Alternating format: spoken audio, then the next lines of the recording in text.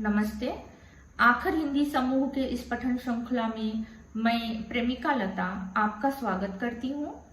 आज मैं साईं बाबा उपन्यास के 9वें भाग के 9वें दृश्य का पठन करने जा रही हूँ। मीर शक्कर मूलतः कोपर गांव तालुका के कोराले गांव का था। अब वह आढ़त का व्यवसाय कर रहा था और बांद्रा में ही रह रहा था।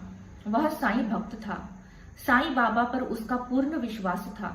वह हमेशा बाबा का स्मरण किया करता था।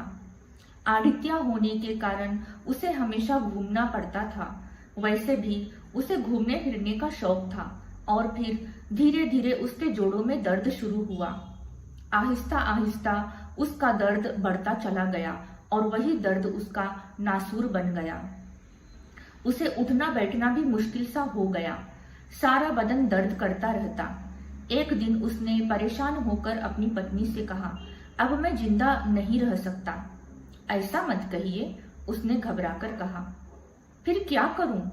सारे बदन में दर्द है। साल भर से दवाई खा रहा हूं, पर कई तरह का इलाज किया, पर कहीं कोई फर्क नहीं। उसकी पत्नी ने थोड़ा सोचकर कहा, अभी कहीं कुछ खत्म नहीं हुआ। बाबा है ना? कौन? उसने चौंक कर पूछा। साईं बाबा, आप उनकी शरण में जाइए।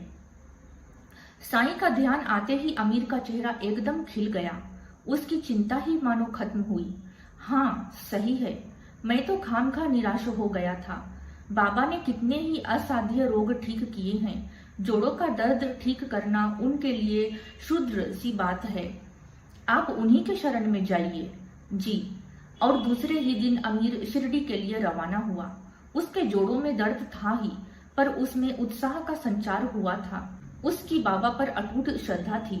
शिरडी पहुंचते ही वह पहले बाबा के दर्शनों के लिए गया और बाबा से अपनी व्यथा कथा बता दी।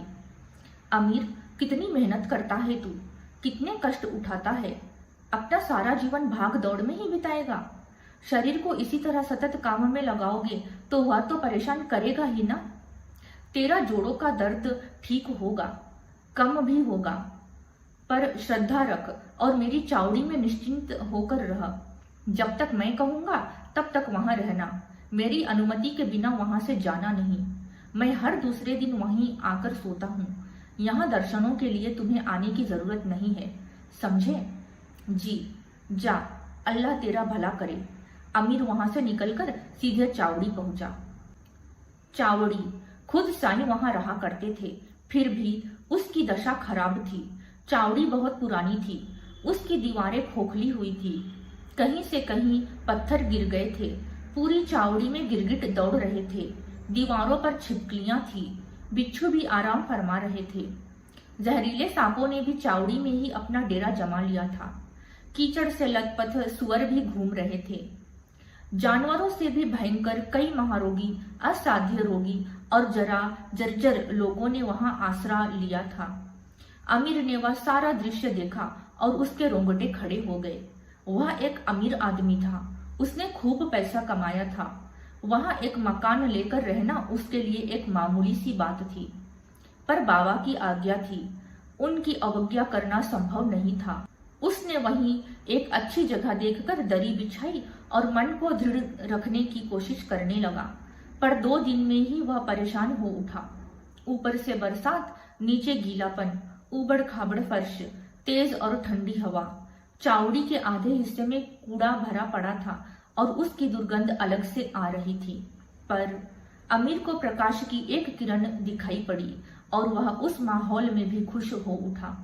यह स्थान नरक के समान होने पर भी हर दूसरे दिन स्वयं साईं यहाँ आकर रहने वाले थे। बाबा का सहवास मिलने वाला था। फिर इससे अधिक और भला क्या चाहिए ना। उनके सहवास से ही सारी बीमारी भाग जाने वाली थी। उसने निराशा को झटक दिया और दूसरे दिन बाबा वहां रहने के लिए आ गए। अमीर और बाबा के बीच लकड़ी का दरवाजा था। वह नाम मात्र का था। बिस्तर पर लेटने के बाद बाबा ने कहा, अमीर सो गए क्या? नहीं बाबा। जगह पसंद आई? उन्होंने हंसकर पूछा।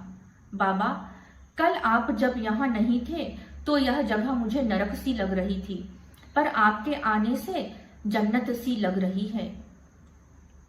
बाबा संतोष से मुस्कुराए। सुन अमीर, हर चीज की हमें आदत होनी चाहिए। ये सारे जानवर, कुत्ते, बिल्ली, गिरगिट, सुअर आदि मात्र मनुष्य को छोड़कर सभी हालातों से समझौता कर लेते हैं। एक इंसान ही ऐसा है जो हर वक्त नखरे करता रहता है। अल्लाह ने इंसान को सब कुछ दिया है, पर वह बेईमान निकला। उसने तो अल्लाह ही नहीं है यह सिद्ध करने के लिए हद पार कर दी है। जब उसे भगवान के अस्तित्व पर ही विश्वास नहीं है तो वह जीवन पर भी कैसे भरोसा करेगा? वह अच्छा बुरा क्या सोचेगा? रिश्तों संबंधों की पवित्रता वह कैसे जतन कर सकेगा? और पाप पुण्य का कौन सा हिसाब रखेगा? और तभी तो उसे कई भोग भुगतने हैं। सच है साईं, आज तक मेरे पास हजारों लोग आ गए होंगे। कई तरह की बीमारियां ले आए, याचना करते हुए आए कि उनको संकट से मुक्त करूं, पर आज तक मानवेतर प्राणी मेरे पास किसी तरह की याचना करते नहीं आया। हम इस चावड़ी में कितने प्राणी हैं, पर कभी किसी ने किसी की मदद मांगी है? उल्टे मैं ही मदद लेता हूँ। इंसान पर अल्लाह इतना मेहरबान है, फिर भी इंसान ने अपनी जिंदगी नरक बनाए रखी है। चावड़ी तुझे नरक जैसी लगी, पर वहां रहने वाले पशु पक्षियों का अंतःकरण तू देख। ये छिपकली कभी किसी का द्वेष नहीं करती, वह गिरगिट कभी किसी से मत्सर नहीं करता। बिच्छू और सांप दोनों जहरीले हैं, पर ध्यान रहे इन दोनों के शरीर मात्र विस्मय है, पर उनका मन अमृत सा निर्मल है। इंसान के शरीर में जहर नहीं, पर उसके मन के गरल का क्या करें, यही चिंता है। खैर, सो जा अब। बाबा एकदम चुप हो गए और अमीर की आंखें तड़ाक से खुली। उसे एहसास हुआ कि चावड़ी एक परम पवित्र प्रकाश से भर गई है। उसने तय किया कि अगर बाबा कहें तो वह अपना शेष जीवन यहीं व्यतीत करेगा। इधर उसके मन में यह विचार आया और उधर बाबा ने गूढ़ स्मृति किया। रात गहरा गई। धन्यवाद।